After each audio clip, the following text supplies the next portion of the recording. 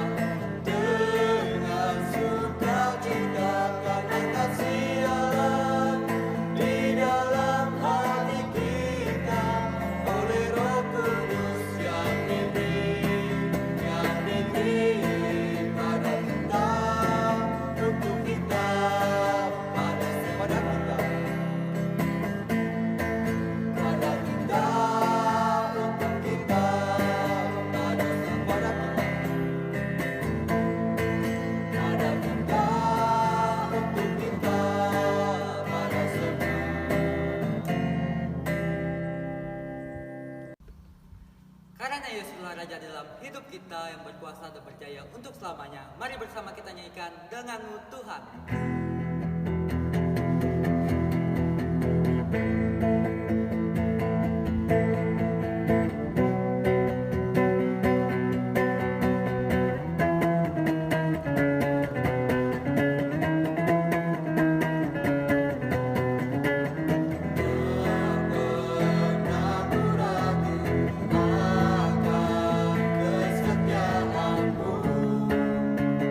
Pegang hidupku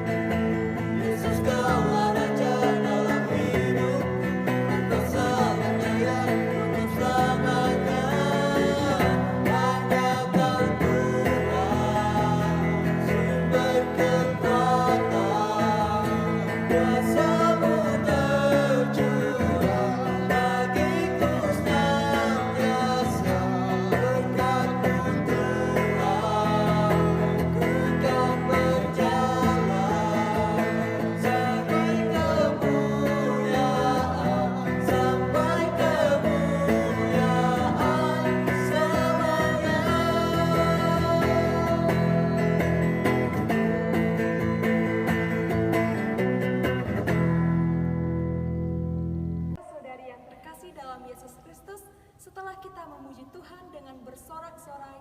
Marilah pada saat ini kita datang ke hadirat-Nya, kita mau rasakan kuasa Roh Kudus di tempat ini. Marilah kita rasakan dengan sepenuh hati kita nyanyikan bersama Roh Kudus.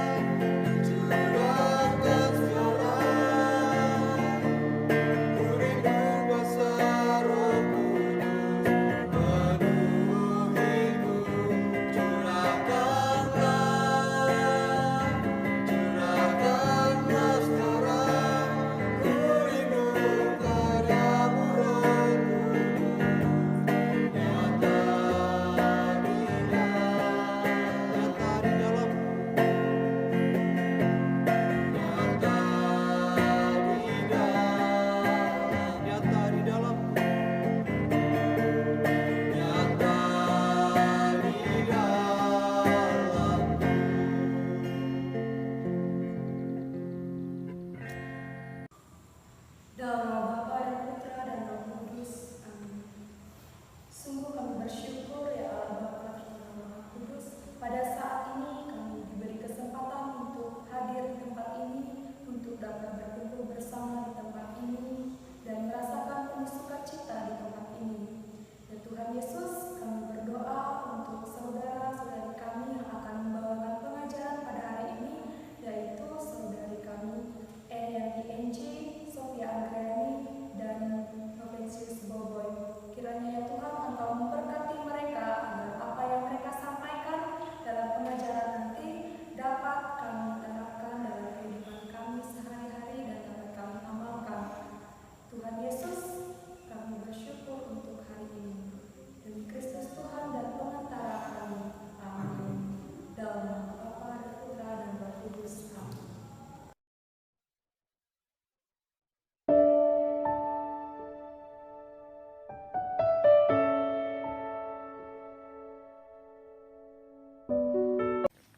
Shalom saudara-saudari yang terkasih, apa kabarnya semuanya? Pastinya saya harap saudara-saudari dahsyat, ajaib, wow, berluar biasa. Nah saudara-saudari yang terkasih, pada saat ini saya akan membawakan sesi pengajaran mengenai iman kunci penyembuhan. Sebelumnya saya ingin menyapa teman-teman yang ada di rumah. Semoga selalu sehat dan selalu diberkati oleh Tuhan. Ngomong-ngomong tentang kesehatan, menurut teman-teman atau menurut saudara-saudari, apa sih itu sehat? Mengapa kesehatan itu penting? Dan apakah kita semua itu perlu sehat? Pasti tidak ada orang di dunia ini yang ingin sakit-sakitan, benar tidak? Tidak ada orang di dunia ini ingin merasa tidak nyaman oleh kesakitannya, pasti ingin merasa sembuh. Nah, untuk merasa sembuh ada kunci yang perlu ditemukan.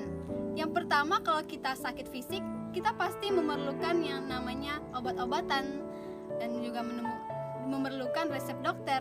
Nah, itulah sebagai kunci untuk kita dapat sembuh dari penyakit kita. Selain itu juga luka batin juga merupakan sakit yang kita derita di dalam hati kita.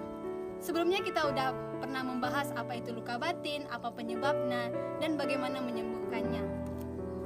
Nah, luka batin ini kita perlu sembuhkan, saudara-saudari. Nah, kuncinya itu adalah iman. Sebelumnya saya ingin merefleksikan singkat mengenai sedikit cerita. Ketika saudara-saudari ingin masuk rumah nih, apa yang pertama diperlukan untuk masuk rumah? Pasti yang pertama kunci pintu, benar tidak? Nah, kunci pintu itu diperlukan untuk membuka pintu yang ada di rumah saudara-saudari dan supaya kita bisa masuk ke dalam rumahnya. Ketika kita bisa membuka kunci pintu rumah, kita bisa masuk dengan leluasa di rumah kita sendiri dan merasa nyaman. Nah, begitu juga dengan hati kita. Begitu juga dengan iman kita. Kita memerlukan yang namanya kunci untuk menyembuhkan luka batin. Kuncinya itu adalah apa? Adalah iman. Dikatakan di sesi ini, iman adalah kunci penyembuhan. Bagaimana sih iman bisa menjadi dasar dari sebuah penyembuhan itu? Bagaimana sih iman bisa membawa kita sembuh dari luka-luka batin? Di sini saya akan menceritakan sedikit penjelasan atau pengertian tentang iman dari surat Rasul Paulus kepada orang Ibrani. Dalam bab 11 ayat 1 dikatakan bahwa iman adalah dasar dari segala sesuatu yang kita harapkan dan bukti dari segala sesuatu yang tidak kita lihat. Di sini kita bisa mengambil poin bahwa ketika kita percaya, ketika kita memiliki harapan terhadap sesuatu, kita itu memang benar-benar percaya aja walaupun kita nggak melihat sesuatu itu. Apa sih yang kita percaya itu? Ialah Tuhan. Ketika kita percaya benar-benar kepada Tuhan dan kita benar-benar menyerahkan segala harapan kita kepada Tuhan, itulah yang namanya kita beriman kepada Tuhan. Dan hal itu yang membawa penyembuhan terhadap luka batin kita, terhadap luka fisik kita, dan terhadap semua yang kita alami dalam hidup kita. Selanjutnya dalam Injil Yohanes bab 20 ayat 29 dikatakan, "Karena engkau telah melihat aku, maka engkau percaya. Berbahagialah mereka yang tidak melihat namun percaya." Di dalam Injil ini Yesus menegaskan kepada kita semua, ketika kita percaya dengan Tuhan walaupun kita tidak melihatnya, disitulah iman kita benar-benar kuat kepada Tuhan, iman kita benar-benar teguh kepada Tuhan. Beriman berarti kita bersandar dan percaya sepenuhnya kepada Tuhan tanpa kita memiliki banyak pertanyaan-pertanyaan. Karena seperti yang kita tahu, Tuhan itu adalah maha adil dan juga maha tinggi. Kita tidak bisa memikirkan Tuhan melalui akal budi kita, karena akal budi kita itu sangat kecil. Sedangkan Tuhan luas sekali pengertiannya. Jadi ketika kita beriman kepada Tuhan, kita tidak lagi mau memikirkan Tuhan melalui akal budi kita saja, namun kita mau percaya dan bersandar kepadanya. Sehingga ketika kita bersandar, kita benar-benar ingin sembuh dari luka-luka batin kita. Sehingga kita harus percaya bahwa Tuhan sanggup menyembuhkan dan mau menyembuhkan kita. Selanjutnya kita akan berbicara mengenai bukti dari iman itu dapat menyembuhkan dari luka-luka batin. Di dalam Matius bab 8 ayat 5 sampai ayat 13 dikatakan, di situ diceritakan bahwa seorang perwira Romawi itu begitu besar imannya, dan waktu itu dia pergi kepada Yesus untuk meminta Yesus untuk menyembuhkan anaknya melalui perkataan saja, tapi tidak datang langsung ke rumahnya. Di situ dia berkata, "Tuan, aku tidak layak menerima Tuhan dalam rumahku. Tetapi katakan saja sepatah kata, maka hambaku akan sembuh. Dan kemudian Yesus mengatakan kepada perwira Romawi itu, iman sebesar ini belum pernah aku jumpai. Dan ketika Yesus mengatakan itu, anak perwira itu sembuh di rumah. Saudara-saudari yang terkasih, hal inilah yang membuktikan bahwa iman menjadi bukti dan juga menjadi kunci dari penyembuhan. Ketika kita mau percaya, berharap kepada Tuhan dan menyerahkan segala sesuatunya kepada Tuhan, percayalah bahwa Tuhan Yesus akan menyembuhkan kita dari luka-luka batin. Nah, selanjutnya di dalam Injil Markus bab 5 ayat 21 sampai ayat 43. Ketika Yesus pergi menuju rumah Yairus, kemudian di tengah jalan ada wanita yang menderita pendarahan selama 12 tahun, dan dia berkata, asal ku jamah jubahnya, aku akan sembuh. Dan ketika ia menjamah jubah Yesus, sembuhlah pendarahan yang dia derita. Nah, ketika itu Yesus berkata kepada para muridnya, siapakah yang menjamah jubahku? Dan ternyata Yesus itu sudah sadar bahwa ada kekuatan yang keluar dari dirinya untuk menyembuhkan seorang wanita yang pendarahan ini. Oleh karena itu Yesus berkata kepadanya, hai anakku, imanmu inilah yang telah menyelamatkan engkau. Pergilah dengan selamat dan sembuhlah dari penyakit. Dalam perikop Injil ini kita ketahui bersama bahwa Yesus telah menyembuhkan seorang wanita yang pendarahan selama 12 tahun itu karena imannya yang benar-benar percaya kepada Yesus. Teman-teman bisa berpikir, kata-kata dari seorang wanita yang pendarahan 12 tahun itu, dia berkata seperti ini, asal ku jamah jubahnya saja, maka aku akan sembuh. Itu berarti mengagapi bahwa perempuan itu benar-benar percaya dan benar-benar berharap kepada Tuhan. Ketika karena itu dia berkata asal ku jamah saja, dia tidak meminta Tuhan Yesus untuk benar-benar melakukan tumpang tangan kepadanya untuk menyembuhkannya, tapi dia secara beriman yang kuat kepada Tuhan, dia ingin, karena dia percaya kepada Tuhan, dia menjamah jubahnya saja, maka dia akan sembuh.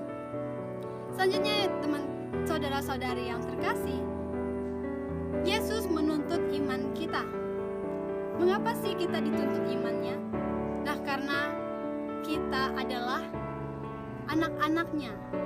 Kita juga perlu beriman kepada Tuhan. Di dalam Markus bab 6 ayat 1 sampai ayat 6a dikatakan bahwa demikian juga Yesus menuntut iman supaya orang menjadi sembuh. Dan kemudian dalam perikop ini, ketika Yesus sampai di Nazaret, dikatakan di sana Yesus tidak dapat mengadakan mukjizat karena ada yang tidak percaya kepadanya. Dia hanya bisa mengadakan beberapa mukjizat saja karena mereka banyak tidak percaya. Di sini dikatakan bahwa Yesus itu sampai di Nazaret. Nazaret itu adalah kota kelahiran Yesus, di mana di kota itu banyak sekali orang-orang yang mengenal Yesus. Mengenal Yesus bahwa Yesus adalah anak Yusuf dan Maria yang seorang tukang kayu, dan juga mereka mengenal keseharian Yesus. Di situ mereka itu membuat dia tidak percaya bahwa Yesus dapat menyembuhkan dia. Ketidakpercayaan inilah yang membuat Yesus tidak dapat mengadakan beberapa mukjizat, tidak dapat menyembuhkan orang-orang yang sakit karena mereka tidak percaya. Dalam Injil ini kita ketahui bahwa ketika kita tidak percaya kepada Tuhan, kita tidak akan disembuhkan, saudara-saudari. Bagaimana Anda ingin sembuh kalau Anda tidak percaya? Ketika Anda ingin sembuh, Anda itu harus percaya bahwa Tuhan benar-benar mau menyembuhkan Anda. Jadi saya memberikan refleksi kepada saudara-saudari. Ketika Anda ingin sembuh, percayalah dengan tulus hati, bukalah hatimu dan Berharaplah kepada Tuhan bahwa Tuhan mampu menyembuhkanmu.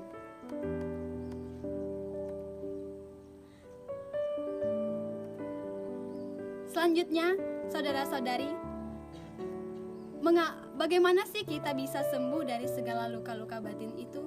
Yang pertama, kita memerlukan iman. Pastinya sudah saya jelaskan yang selanjutnya, bahwa kita memerlukan iman untuk penyembuhan. Sebenarnya apalagi yang mau kita perlukan dalam penyembuhan itu? Yang kedua adalah kemauan. Ketika kita sudah beriman kepada Tuhan, kita juga harus mau untuk sembuh. Ketika kita sudah, Tuhan, aku sudah percaya kepada Engkau bahwa Engkau bisa menyembuhkan aku dari segala luka-luka batin itu, dan juga aku mau. Intinya di sini aku mau sembuh dari luka-luka batin itu. Nah, saat itulah kita benar-benar akan disembuhkan oleh Tuhan. Selanjutnya itu adalah pertobatan. Ketika kita mau sembuh kepada Tuhan, sembuh dari luka-luka batin kita dan berharap kepada Tuhan, kita bertobat. Ketika kita bertobat, kita akan lega dari segala kesalahan-kesalahan yang kita lakukan. Selanjutnya kita mau mengampuni. Ketika kita luka batin, berarti kita itu memiliki rasa dendam terhadap orang lain dan juga rasa yang tidak enak kepada orang lain. Nah, ketika kita mau sembuh, ampunilah orang yang telah menyakitimu.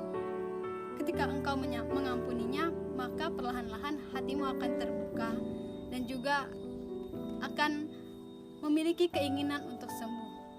Saudara-saudari, dalam sesi ini saya mengajak saudara-saudari memang berimanlah kepada Tuhan dan percayalah bahwa Tuhan Yesus mampu menyembuhkan saudara-saudari dan juga kita dari segala luka-luka batin ini.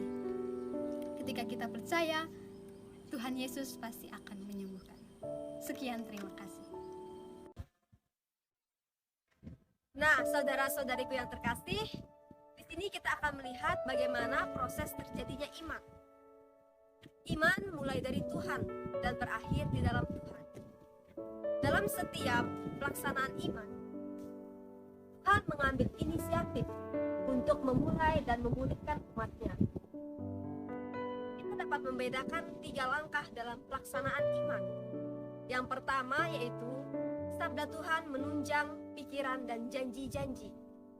Contoh dalam kitab suci pada Injil Lukas bab 11 ayat 13, di mana yaitu Tuhan memberikan Roh Kudus kepada yang meminta. Jadi ketika kita meminta Roh Kudus, maka Tuhan akan memberikan Roh Kudus itu kepada kita. Pada bacaan 1 Yohanes bab 1 ayat 9, Allah mengampuni dosa kepada siapa yang mengakukan dosanya. Jadi saudara-saudariku yang terkasih, ketika kita mau datang kepada Tuhan, ketika kita mau mengakui segala kesalahan kita, perbuatan dosa kita dengan sungguh-sungguh dan penuh keyakinan, maka Allah sendiri akan mengampuni dosa kita. Sebesar apapun dosa kita, Dia akan mengampuni dosa kita.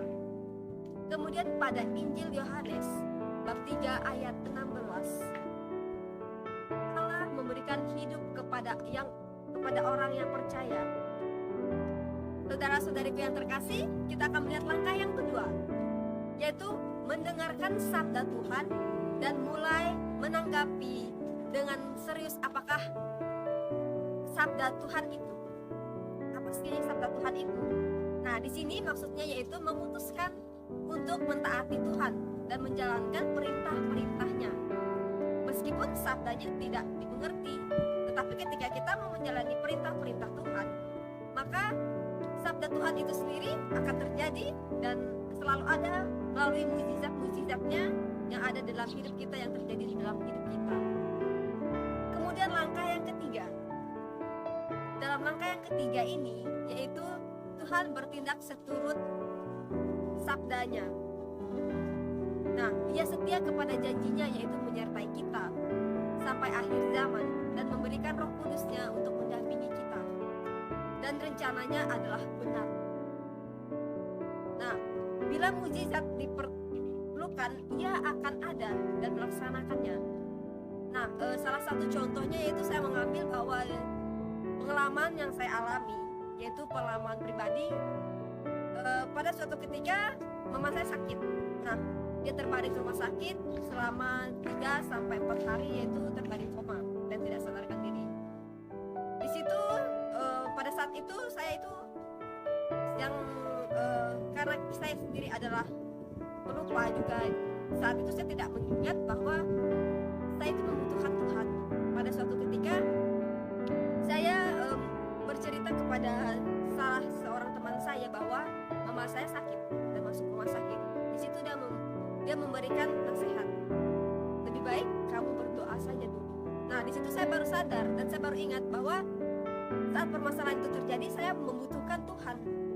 Di situ saya datang sungguh-sungguh dan malamnya saya berdoa kepada Tuhan melalui perantaraan Bunda Maria. Di situ saya berdoa novena Salam Maria, yaitu selama 1 hari itu. Nah, di situ saya berdoa dengan sungguh-sungguh dan penuh keyakinan bahwa besoknya mama saya pasti sembuh, dan saya meminta itu melalui Bunda Maria dan memintanya kepada Tuhan Yesus Kristus. Dan saya percaya bahwa Tuhan Yesus itu menolong saya. Nah, ketika pada pagi harinya mama saya tersadar. Nah, jadi pengalaman ini merupakan pengalaman yang luar biasa bagi saya, dan mujizat itu ada ketika kita mau sungguh-sungguh datang kepada Tuhan. Jadi, saudara-saudariku yang terkasih, jangan ragu ketika kita melewati badai yang begitu besar dalam hidup kita. Karena Tuhan akan melaksanakan setiap rencananya ketika kita mau datang kepada Dia. Nah, teman-teman dan saudara-saudariku yang terkasih, mari kita mau bersama-sama membuka kitab suci, yaitu dalam Injil Markus bab 11 ayat 22 sampai 23, di mana Yesus menjawab mereka, "Percayalah kepada Allah. Aku berkata kepadamu, sesungguhnya barang siapa berkata kepada gunung ini, beranjaklah dan tercampaklah ke dalam laut, Allah tidak bimbang hatinya, tetapi percaya bahwa apa yang dikatakannya itu akan terjadi, maka hal itu akan terjadi baginya." Nah, contohnya yaitu pada memindahkan gunung. Tidak mungkin dalam logika, dalam pemikiran kita sebagai manusia biasa dapat memindahkan gunung yang begitu besar. Nah, berarti dan gunung ini juga mengandung arti, yaitu batu sandungan bagi orang-orang yang mengalami permasalahan dalam keluarga, yaitu ada juga permasalahan yang diciptakan oleh diri kita sendiri maupun orang lain. Akan tetapi lebih seringnya kita ini lebih menyalahkan ketika kita mempunyai permasalahan, kita lebih menyalahkan orang lain, dan akar dari penyebab permasalahan kita itu adalah orang lain, tanpa kita sadari bahwa diri kita lah yang mempunyai permasalahan itu, diri kita lah yang menciptakan permasalahan yang begitu besar bagi diri kita. Nah, namun percayalah dengan penuh keyakinan, maka apapun permasalahan yang kita hadapi, sebesar apapun itu, ketika kita mau mengandalkan Tuhan dan beriman kepadanya, tidak ada yang mustahil, bahwa Tuhan itu selalu ada untuk kita. Karena ketika kita mempunyai iman, kita akan percaya bahwa Tuhan itu selalu ada. Nah, saudara-saudariku yang terkasih, karena kita mempunyai iman, maka kita harus melihat bagaimana sih pengertian iman itu. Apa sih iman itu? Iman itu adalah menurut pandangan saya, iman itu adalah ketika saya mau datang rajin ke gereja, jadi saya beriman. Namun saudara-saudari yang terkasih, iman yang sejati adalah iman yang bersandar dan percaya kepada Allah, yang memungkinkan Dia memenuhi rencananya di dalam hidup kita dan melalui umatnya. Nah, yang berarti kita juga harus sanggup, karena iman adalah kunci penyembuhan dan pengampunan bagi kita. Nah, saudara-saudari yang terkasih, maka dari itu kita mau sungguh-sungguh beriman kepada Tuhan, karena dengan iman, dengan ketika kita membuka hati kita dan beriman kepada Tuhan, ketika kita percaya kepada Tuhan, maka apapun yang terjadi dalam hidup ini, permasalahan apapun, sebesar apapun, sebesar gunung atau sebesar seluas lautan, permasalahan yang begitu besar yang tidak bisa kita yang di luar dugaan kita, bahwa permasalahan itu tidak dapat terselesaikan. Ketika kita mau mengandalkan Tuhan, tidak ada yang mustahil bahwa mukjizat akan terjadi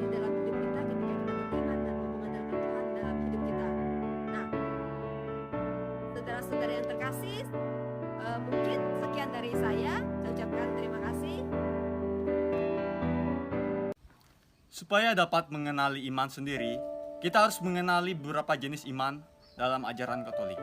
Nah, iman ini adalah menjadi kunci dasar dari sebuah penyembuhan luka batin. Maka dari itu, iman dapat dibagi menjadi 3 jenis. Yang pertama itu iman persetujuan. Nah, iman persetujuan ini adalah sikap di mana kita mau menerima kebenaran-kebenaran dari ajaran Kristen. Yang kita ketahui sendiri, dalam kitab suci sendiri sudah tertulis berbagai macam ajaran-ajaran dari ajaran Kristen sendiri. Terutama ajaran tentang menerima kebenaran-kebenaran bahwa Yesus adalah Allah. Nah, Yesus sendiri mengajarkan kepada kita di mana kita agar sungguh-sungguh menghayati hidup Kristiani melalui sikap-sikap yang Ia tunjukkan pada saat Ia melakukan mukjizat-mukjizat pada saat itu. Yesus sendiri banyak mengajarkan berbagai macam hidup rohani, terutama ialah mengasihi sesama dan mengampuni.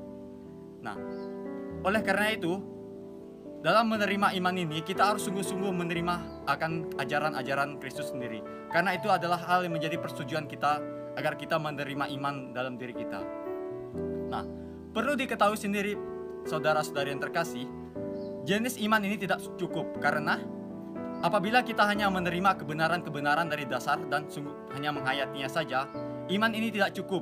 Dan sebaliknya, apabila kita berhenti pada jenis iman ini, kita tidak memperoleh apa-apa. Sebaliknya, kita hanya memperoleh berdasarkan pengetahuan intelektual saja, tetapi kita tidak menerima iman yang menjadi kunci penyembuhan dalam diri kita atau yang menjadi dasar hidup kita.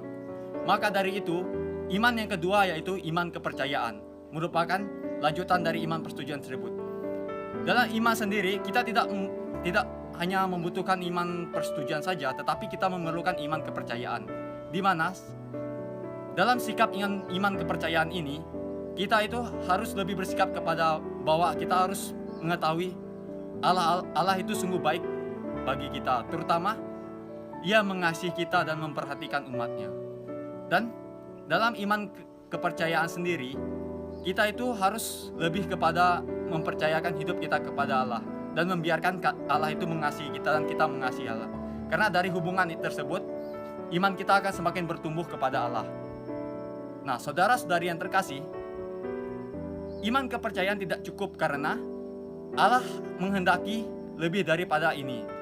Maka dari itu, Allah menginginkan yang ketiga, yaitu iman yang penuh pengharapan. Nah, iman yang penuh pengharapan ini merupakan iman yang berbeda, karena iman penuh pengharapan ini adalah di mana jiwa kita itu sungguh-sungguh berharap kepada Yesus. Nah, iman ini yang membedakan dari 2 jenis iman yang tadi, seperti iman persetujuan dan iman pengharapan. Karena dalam iman pengharapan ini, kita itu lebih kepada bertindak atas situasi dan mengharapkan kuasa Allah yang bekerja pada saat itu. Nah, iman yang menjadi pembeda antara kedua iman yang lainnya tersebut adalah karena iman ini bersifat aktif dan dinamis. Iman yang penuh pengharapan ini adalah iman di mana kita itu berharap sepenuhnya kepada Allah dan membiarkan Allah mengasihi kita. Nah, maka dari itu, dari ketiga jenis iman tersebut harus ada dalam diri kita, dan kita harus menghayati dari ketiga iman tersebut, baik itu iman pengharapan dan lain-lain. Nah, saudara-saudari yang terkasih, menjadi refleksi kita dalam diri kita masing-masing. Apabila kita mengalami permasalahan maupun luka batin dalam diri kita, kita harus memandang bahwa Yesus itu mampu menyembuhkan kita. Lalu menjadi pertanyaan dalam diri kita, bagaimana sih iman yang diperlukan untuk memohon penyembuhan kepada Tuhan? Nah, sebenarnya saudara-saudari kasih, dengan beriman sendiri, kuasa Tuhan itu mampu menyembuhkan kita. Dengan beriman kepada Yesus sendiri, Yesus mampu menyembuhkan kita. Oleh sebab itu, 2 dasar yang menjadi penyembuhan atau kepercayaan untuk dapat sembuh, yaitu yang pertama, iman kepercayaan. Iman kepercayaan ini adalah iman di mana kita mengenali akan kebaikan dan kuasa Allah dalam hidup kita, terutama iman kepada Yesus sendiri.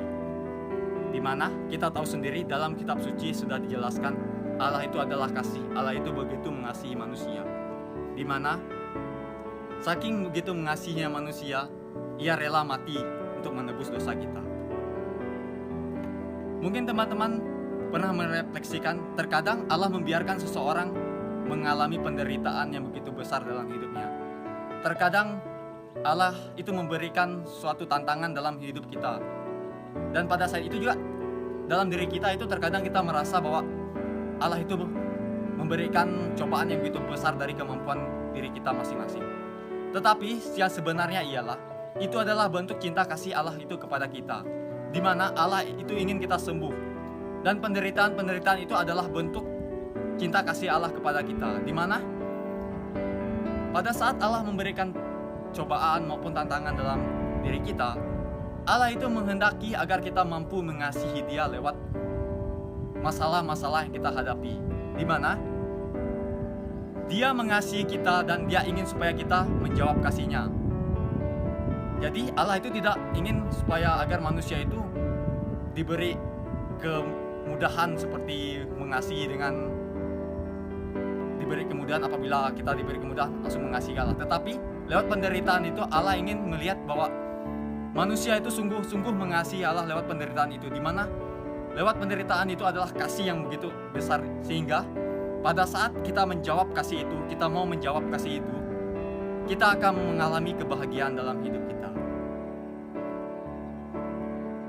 Hambatan-hambatan yang sering kita hadapi adalah ketidakpercayaan. Menjadi pertanyaan dalam diri kita, apakah kita percaya kepada Yesus? Apakah kita mempercayai bahwa iman kita itu sungguh-sungguh besar kepada Yesus? Apakah kita ingin sembuh? Itu menjadi refleksi saudara-saudari yang terkasih. Kuasa Tuhan itu jauh lebih besar melampaui akal budi kita. Maka dari itu, apabila kita sungguh-sungguh percaya bahwa Ia mengasihi kita dan membiarkan kita dikasihi dan dicintai oleh Dia, maka proses penyembuhan pun akan terjadi dalam diri kita. Inilah yang menjadi dasar mengapa iman kepercayaan menjadi kunci dalam proses penyembuhan luka batin dalam diri kita. Karena tanpa ada kepercayaan, penyembuhan luka batin dalam diri kita tidak akan terjadi. Teman-teman, saudara-saudari bisa bayangkan, apabila kita terus-menerus mengalami pergumulan luka batin dalam hidup kita, tetapi kita tanggung sendiri dan kita tidak mengandalkan Tuhan pada saat itu, maka kita akan mengalami penderitaan yang begitu besar. Namun sebaliknya, apabila kita beriman, kita percaya bahwa Allah itu begitu menyayangi kita, maka kita akan disembuhkan dan kita akan mengalami pemulihan dalam hidup. Selanjutnya, iman yang menjadi dasar penyembuhan ialah iman yang penuh pengharapan. Iman yang penuh pengharapan ini ialah iman yang penuh akan kuasa penyembuhan Allah, yang merupakan dasar dari sebuah pengharapan.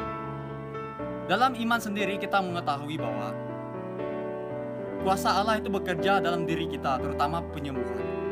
Dalam iman pengharapan sendiri kita itu harus berharap bahwa kuasa Allah itu mampu menyembuhkan kita.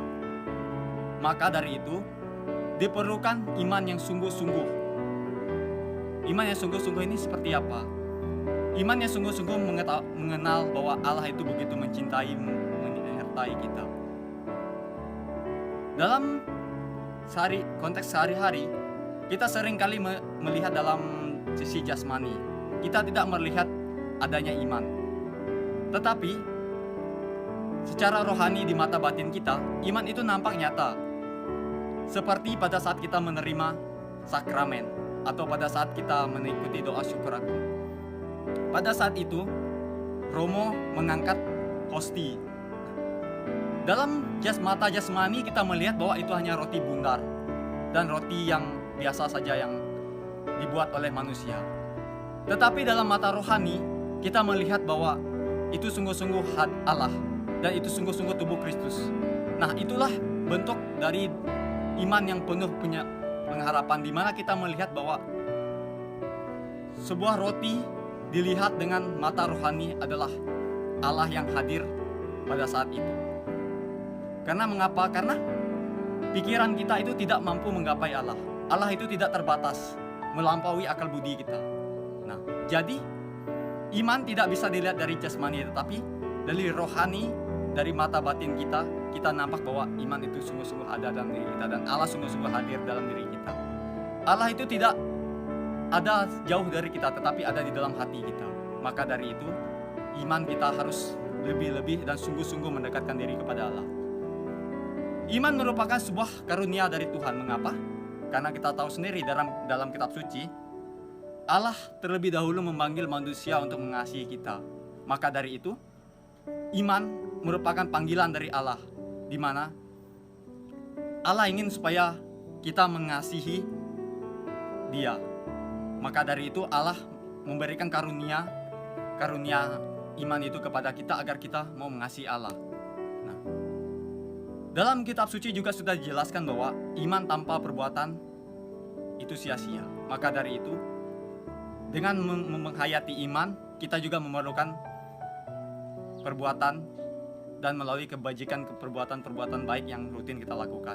Nah, maka dari itu, kedua iman ini adalah menjadi kunci dasar dari penyembuhan luka batin.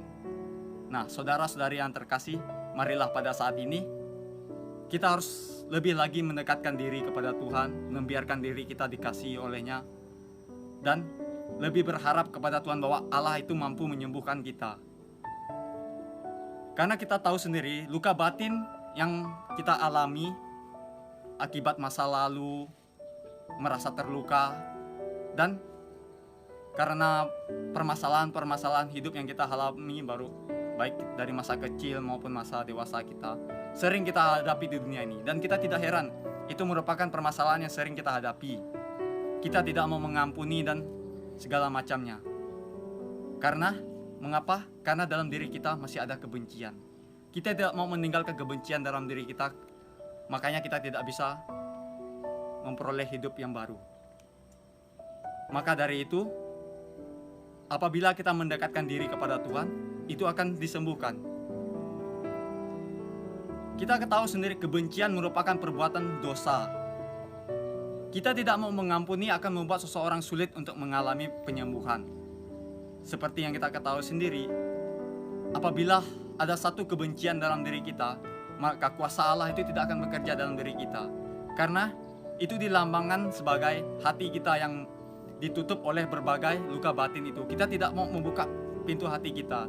Dan kuasa Tuhan itu ingin masuk ke dalam hati kita, tetapi kita menutupnya oleh segala kebencian kita, perbuatan-perbuatan kita tak mau mengungkapkannya kepada Tuhan. Maka dari situlah proses penyembuhan tidak akan terjadi. Maka dari itu, dalam kitab suci sendiri sudah dijelaskan, Yesus menghendaki kita agar kita mengampuni 70 kali 70 kali. Artinya itu tidak terbatas. Seberapa banyak perbuatan-perbuatan maupun luka-luka yang kita hadapi, kita harus mau mengampuni. Karena mengapa? Karena dengan mengampuni, kita dapat disembuhkan.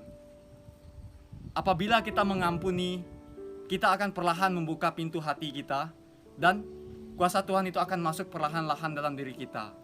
Dengan mengampuni sendiri merupakan dasar yang terpenting dalam proses penyembuhan luka batin.